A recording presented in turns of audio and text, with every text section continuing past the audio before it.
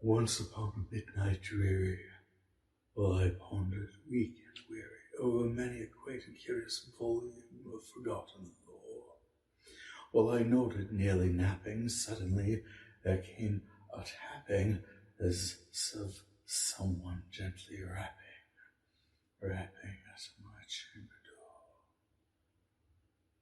"'Tis a visitor," I muttered, tapping at my chamber door. "Only this and nothing." Oh, distinctly I remember it was in the bleak December, and each separate dying ember wrought its ghost upon the floor. Eagerly I wished the morrow, vainly I had tried to borrow from my books surcease of sorrow, for the loss was Lenore, for the rare and radiant maiden, whom the angels named Lenore, names here forevermore. And the silken, sad, uncertain rustling of each vocal curtain filled me with fantastic terrors never felt before, so that now, to still the beating of my heart, I stood repeating, "'Tis some visitor entreating entrance at my chamber door, some late visitor entreating entrance at my chamber door. This it is, and nothing more." Presently my soul grew stronger, hesitating and no longer. "Sir," said I, "or madam, truly your forgiveness I implore. But the fact is I was napping, and so gently came you rapping, and so faintly came you tapping at my chamber door, that I scarce was sure I heard you." Here I opened wide the door. Darkness there, and nothing more. Deep into that darkness peering long, I stood there wondering, fearing, doubting, dreaming dreams no mortal ever dared to dream before. But the silence was unbroken, and the darkness gave no token, and the only word there spoken was the whispered word, "Lenore." This I whispered, and an echo murmured back the word, "Lenore." Merely this, and nothing more. Then into the chamber turning, all my soul within me burning, certain I heard again a tapping, somewhat louder than before. "Surely," said I, "surely there's something at my window lattice. Let me see then what thereat is, and this mystery explore. Let my heart be still a moment, and this mystery explore. 'Tis the wind and nothing more." Open here I flung the shutter when, with many flirt and flutter, in there stepped a stately raven of the saintly days of yore. Not the least obeisance made he, not an instant stopped nor stayed he, but with me in, O Lord, a lady, perched above my chamber door, perched upon a bust of Pallas just above my chamber door, perched and sat, and nothing more.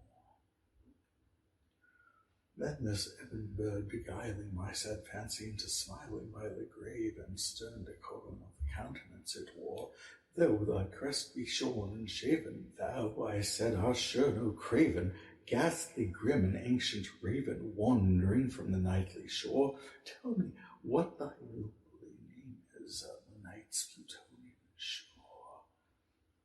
Quoth the raven, "Nevermore."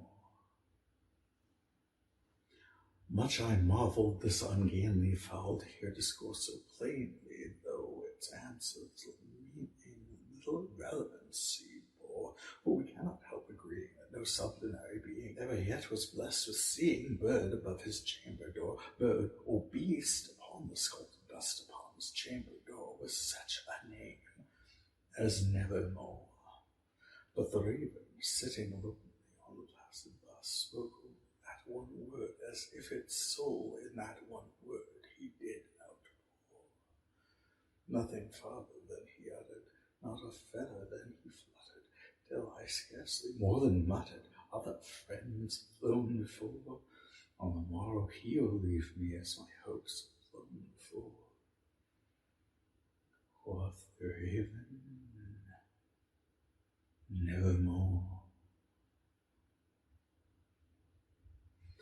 Wondering at the stillness broken by reply so aptly spoken, doubtless, said I, what it utters is its only stock in store, caught from some unhappy master, whose unmerciful disaster followed fast and followed faster. So when hope he would adjure, stern despair returned instead of sweet hope he dared adjure that sad answer, nevermore.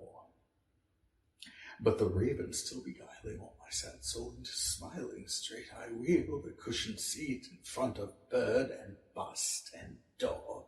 Then upon the velvet sinking, I betook myself to linking fancy unto fancy, thinking what this almost bird bore, what this grim, ungainly, ghastly, gaunt, and almost bird of yore meant in croaking nevermore.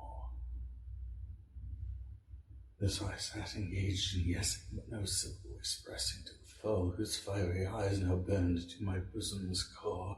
This and more I sat divining, with my head at ease reclining on the cushion's velvet lining that the lamplight gloated o'er, but whose velvet violet lining with the lamplight gloating o'er she shall press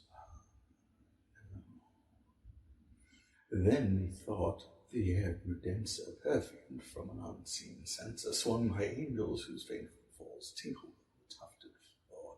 Wretch, I cried, thy God hath lent thee, by these angels he hath sent thee, rest and nepenthe from thy memories of Lenore. Let me quaff this kind nepenthe, and forget this lost Lenore. Quoth the raven, nevermore. Prophet, said I, thing of evil, prophet still, if bird or devil, whether tempter sent, or whether tempest tossed thee here ashore, desolate yet all undaunted, on this desert land enchanted, on this home by horror haunted, tell me truly, I am poor. Is there balm in Gilead? Tell me, I am poor. Quoth the raven, nevermore. Prophet, said I, thing of evil, prophet still, if bird or devil, by that heaven that bends above us, by that God we both adore, tell this soul with sorrow laden, if within the distant Eden it should clasp a saint maiden whom the angels name know. Clasp a rare and radiant maiden whom the angels name know. Quoth the raven,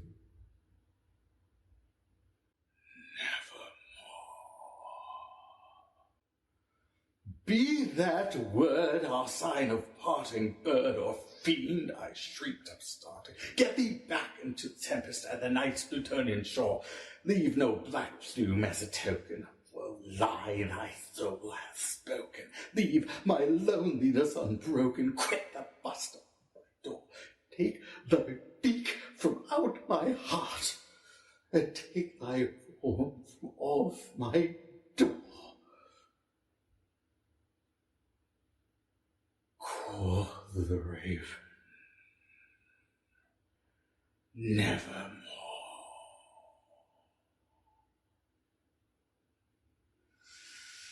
And the raven, never flitting, still is sitting on the pallid bust of Paris just above my chamber door, and his eyes have all the seeming but demons of his dreaming, and the lamplight o'er him streaming throws his shadow on the floor, and my soul from out that shadow that lies